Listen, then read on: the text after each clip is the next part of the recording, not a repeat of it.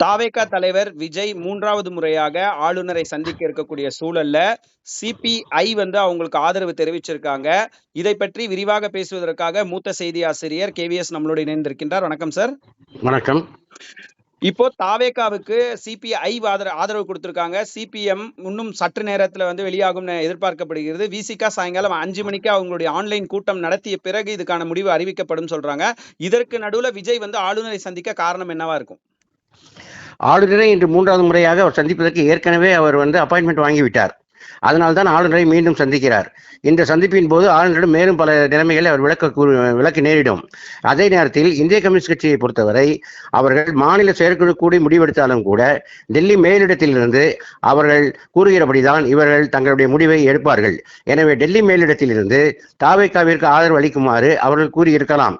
ஏனென்றால் திமுக அதிமுக கூட்டணி என்பது காலத்திற்கு எப்படி ஏற்றதாக இருக்கும் என்பதோ அல்லது அவர்கள் உண்மையிலே ஒரு கூட்டணியை உருவாக்குவார்களா என்பதோ சந்தேகமான நிலையில் மத்திய அரசு ஆளுநரை வைத்து விளையாட்டிற்கு இடம் தரக்கூடாது என்பதற்காக டெல்லி மேலிடத்திலிருந்து இந்திய கம்யூனிஸ்ட் கட்சிக்கு இத்தகைய உத்தரவை வழங்கி இருக்கலாம். எனவே அவர்கள் தங்கள் ஆதரவை தெரிவித்திருக்கிறார்கள்.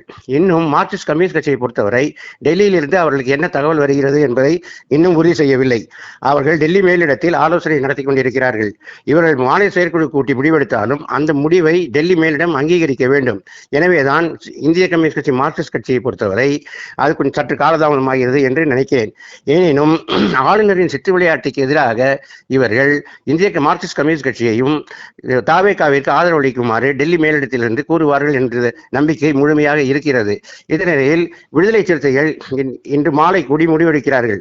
அவர்களும் ஆட்சியில் பங்கு என்ற அதிகாரத்தில் பங்கு என்கிற கோணத்திலும் மத்திய அரசு ஆளுநர் மூலமாக இத்தகைய சித்து விளையாட்டை விளையாடுகிறது என்று அவர்கள் நினைப்பதாலும் அவர்களுக்கு மேலிடத்திலிருந்து எந்த நிர்பந்தம் இல்லை என்பதால் திருமாவளவன் அவர்களே இத்தகைய முடிவை எடுக்க முடியும் என்பதால் அவர் நிச்சயமாக ஆதரவளிப்பார் என்று எதிர்பார்க்கப்படுகிறது. அப்படி ஆதரவளித்து விட்டால் ஆளுநருக்கு வேறு வழி இல்லை. நிச்சயமாக விஜயை ஆட்சி அமைக்க அழைக்க வேண்டும்.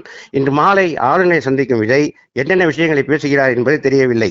அவர் மேலும் விளக்கங்களையும் சட்ட ரீதியான சட்ட நிபுணர்களிடம் பெற்ற ஆலோசனையை வைத்து சட்ட ரீதியாகவும் சில விளக்கங்களை அவர் கொடுக்க நேரிடும். இந்த அடிப்படையில் அவர்கள் எடுக்கும் முடிவு மிகவும் முக்கியமானதாக இருக்கும் என்று எதிர்பார்க்கப்படுகிறது. விஜய் ரொம்ப மௌனமா இருந்து சிபிஎம் சிபிஐ விடுதலை சிறுத்தை போன்ற கட்சிகள் எல்லாம் கையாண்ட விதம் என்பதும் இப்பொழுது ஆளுநரை சந்தித்து மீண்டும் ஒரு தடவை அவங்க கிட்ட பேசுறது அப்படின்றதுமே இந்த மொத்த அரசியல்லே ஒரு திருப்பு முனையா அமைஞ்சிருக்கு. இதை நீங்க எப்படி பாக்குறீங்க? நிச்சயமாக இது ஒரு அரசியலில் ஒரு திருப்பு முனை என்றுதான் கூற வேண்டும்.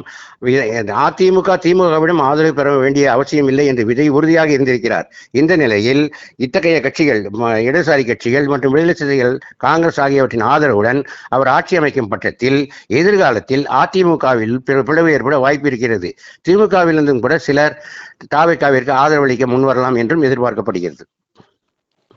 அதிமுகவினுடைய சட்டமன்ற உறுப்பினர்களை முன்னாடியே பாண்டிச்சேரி ரெசார்ட்ல தங்க வச்சிருக்காங்க. அவங்க யாருமே தாவேகா பக்கம் சென்றுவிடக் கூடாது என்பதற்காக அப்படின்னு சொல்லப்படுது. அதே போன்று திமுகவும் பல ஆலோசனை கூட்டங்கள் நடைபெற்றுட்டு வருது. எதை நோக்கி இவங்க 2 பேரும் இந்த விஷயங்கள் பண்றாங்க? இது தாவேகாக்கு ஆதரவு வந்துடக்கூடாது என்பதற்காகவா, இல்ல திமுக அதிமுக சேர்ந்து ஒரு விஷயத்தை பண்ணுவதற்காக அப்படின்னு சொல்றாங்களே, அது உண்மையா? தாவேகா பக்கம் தாவேகாவிலிருந்து மூத்த தலைவர் செங்கோட்டையன் அவர்கள் அதிமுகவில் இருந்த சில தலைவர்களிடமும் சில எம்எல்ஏக்களும் பேச்சுவார்த்தை நடத்தி இருக்கிறார். இது எடப்பாடி பழனிசாமி அவர்களுக்கு கோபத்தை ஏற்படுத்தி இருக்கிறது.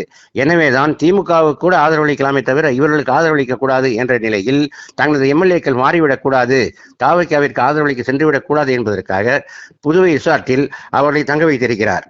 ஆனாலும் எத்தனை நாள் அவர் தங்க வைக்க முடியும்? ஆட்சி அமைத்த பிறகு அவர் ஆட்சி அமைத்து 2 மாதங்கள் கழித்து கூட அதிமுகவில் இருந்து சில எம்எல்ஏக்கள் அந்த பக்கம் போக வாய்ப்பு இருக்கிறது. திமுகவிலும் சில எம்எல்ஏக்கள் செல்லக்கூடும். ஆனால் பொறுத்திருந்துதான் அதை பார்க்க வேண்டும். திமுகவை பொறுத்தவரை கட்டுக்கோப்பாக இருப்பதாகத்தான் நினைக்கிறேன்.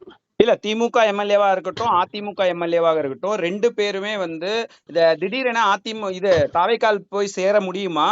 அப்படி இருந்தால் கட்சி தாவல் தடை சட்டம் அதுல பாதிக்காதா? மூன்றில் ஒரு பங்கு உறுப்பினர்கள் கட்சி மாறி சென்றால் அது கட்சி தாவல் தடை சட்டத்தின் கீழ் வராது. மூன்றில் ஒரு பங்கு உறுப்பினர்களுக்கு கீழே இருந்தால்தான் கட்சி தாவல் தடை சட்டம் பாயும். எனவே மூன்றில் ஒரு பங்கு உறுப்பினர்களை சேர்த்துக் கொண்டு அவர்கள் செல்லும் பொழுது நிச்சயமாக கட்சி தாவல் தடை சட்டம் எந்த விதமான நடவடிக்கையை எடுக்க முடியாது.